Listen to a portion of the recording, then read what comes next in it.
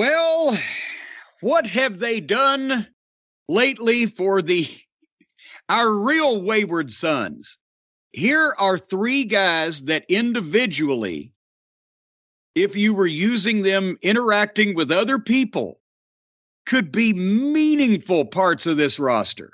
And instead, Wardlow got over. They didn't know what to do with him, so they put him in an angle with the security guards and the fake lawyer. And then he's been floating around ever since, and then putting a team with Samoa Joe, who's a human wrecking machine if he's pushed right and used right. But Joe came in, same as everybody else, backwards. They come in and get beat, and then they start doing something with them. And poor Powerhouse Hobbes, who's been on our radar since company started, and we've seen so little of it. He looks like $1 million now. And we've been going since the time that they started. Where is Hobbes? Can we see more Hobbes? Can you please push some Hobbes? So now they've determined the best way to do this is to have Hobbes and Joe and Wardlow, all three interact after that goofy tag team that wore Joe, that Joe turns on Wardlow for no reason, an illogical, nobody cares reason. And then Hobbes doesn't like Joe, even though they're both heels, but Wardlow becomes the sympathetic babyface and by default. And now they're going to have a three-way for the TNT title, which is the way to make all the giants look normal is to put all these guys that are twice as big as everybody else on the roster in the ring together, so they all look normal too. And within 15 seconds, they were fighting on the floor because now it's a three-way. Not a four-way, but a three-way. They have had the three-way before the four-way, if we were going numerically. The announcers were trying so hard to put Hobbes over, and you can tell that Jim Ross would set fire to 3/4 of the roster to get Hobbes a push because he can see he's a fucking star waiting to happen.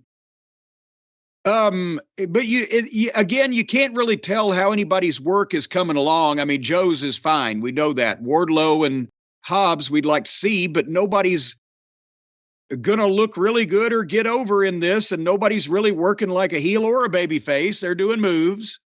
Wardlow did the amazing run up to the top and flip off onto both of them. He can move for a guy that size, and he's not like Dino where he's klutzy and club-footed. But if there was anybody to guide Wardlow, my God. So then Wardlow gave Hobbes 3 power bombs. Remember that time Andre the Giant took those 3 power bombs? So Wardlow gave Hobbes 3 power bombs. And then Joe, right in front of the corpse referee, Rick Knox. Did you hear what happened to him last week? What happened? He ran past a cemetery. 2 guys ran after him with shovels. So right in front of him, Joe hits Wardlow with the title belt and then choked out Hobbes. And not only did Hobbes, the only real pure heel in this match, because, Joe had just switched, whatever the fuck, but Hobbes gets power bombed 3 times and then choked out. Which would be fine again. Somebody's got to win, somebody's got to lose in this thing if they bothered to get the kid over first. I mean, sometimes it's 2 years. They'll come in and they'll beat somebody for 2 years, and then somehow he starts getting squash wins on television. I think it's like buying a copy of Playboy after you've already fucked 3 porn stars. It's anticlimactic. Are you speaking from experience on that? Absolutely. Those Playboys cost money. I think it was smart. One thing I'll say is I think it was smart. It was a smart out with Wardlow to have Hobbes be the one that takes the fall there. Not that I think Hobbes is tremendous, and I think they should be doing way more with him. In fact, I even think he'd make a great babyface eventually. But I think with Wardlow, if they're doing it logically, which, again, we could never take for granted, the thing to do would be to say, okay, MJF is now the world champion, right? Well, this guy Wardlow annihilated him on this other pay-per-view. And he hasn't lost since. He hasn't been pinned since. He is the natural challenger. Have him come out, and you have real doubt now in people's minds of how is he, obviously thinking that Wardlow could beat him. That would be the way to go. So I thought at least that was a smart way to deal with that, to get the belt off of Wardlow without having to beat him. Well, and you obviously see, this is the problem when Tony books himself into a situation where there is no win-win for anybody. No, you don't want to beat Wardlow. But if you got to get the belt off of him, okay, a three-way that WWE has established, you don't have to beat the champion to be a champion, which was stupid. And by the way, the original triple threat match was pinfall, elimination, one winner, like they all should be if you're going to have one. But at the same time, you don't want to beat Wardlow, and you want to put some heat on Joe. Why the fuck is Hobbes the third guy? If you're going to powerbomb the third guy 3 times and then choke him out and beat him, just don't make it fucking Hobbes.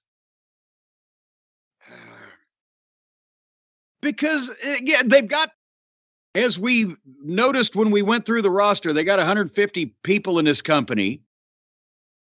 So you got room for 3 big badass giants, and they could probably go along and coexist without actually running across each other until all 3 of them are established and have a decent fucking record and some status in the community. Instead of, again, let's bring in this guy that looks like $1 million that we've been dicking around for 3 years and has never got a sustained continued push. And let's bring him out and we'll beat him again. Well, it shows you their thinking. They tip their hands a little bit in situations like that, where you can see how they value people. They clearly looked at those, meaning they, I guess I mean Tony Khan, but clearly looked at those 3 guys. And obviously it was obvious to him, saying, well, yeah, of course, Hobbes is the guy that we're going to beat, because, that shows you some of the behind the scenes thinking, I guess, which is a little discouraging, that they considered a guy like Hobbes to be the obvious guy to lose the match. Well, now, wait a minute, though, now. Because when you think about it, Hobbes is the one who was quoted as saying CM Punk was a big help to him that time. Ah, there you go. So potentially maybe that has something to do with maybe the EVPs. Oh, nevertheless. Here's the thing. You got a big hoss fight there with the 3 big guys, as JR would call it, a big hoss fight. You got a lot of beef on the hoof in a match like that. Each guy almost 300 pounds.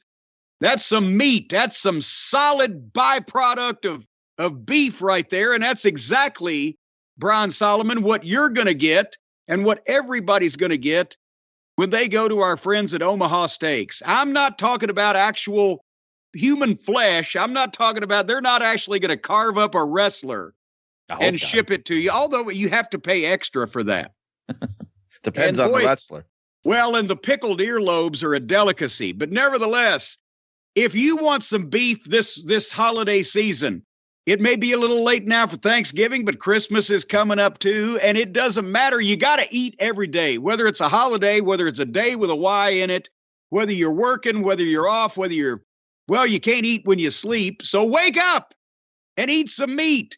And the flavor experts at Omaha Steaks have made it easy to savor all the flavors with their mouth-watering assortment of perfectly aged steaks, ultra-juicy burgers, easy-to-prepare comfort meals that are ready in a flash. And all you need to do to get a great deal on all this cattle byproduct and fine eating is go to omahasteaks.com, because they've got a 50% off site-wide friends and family sale going on. If you go to omahasteaks.com and use my promo code, which, as everybody knows, is JCE, you're going to get $30 off your order, in addition to the 50% off site-wide friends and family sale. Now, there may be a minimum order required on that friends and family. Half off meat. For heaven's sake, what do you expect? They're going to give it away? They might not be in business too much longer giving people prices like this. As a matter of fact, the cows, as I mentioned before, may go on strike because they don't like to die in vain and have their carcasses sold this cheaply. So, grab you a freezer, a big one, and go to omahasteaks.com right now. The Friends and Family Sale, 50% off. Use my promo code JCE. You're going to get another $30 off. They're practically bribing you to take this incredible supply of meat. So fill up your freezer and eat from now till next spring with our friends at omahasteaks.com. Promo code JCE. Friends and Family Sale. You may not be their family, but they're treating you like a friend. I love Omaha Steaks, actually. Anytime I get them for Christmas, Thanksgiving, from family members, I always love seeing that giant styrofoam insulated package on my front step.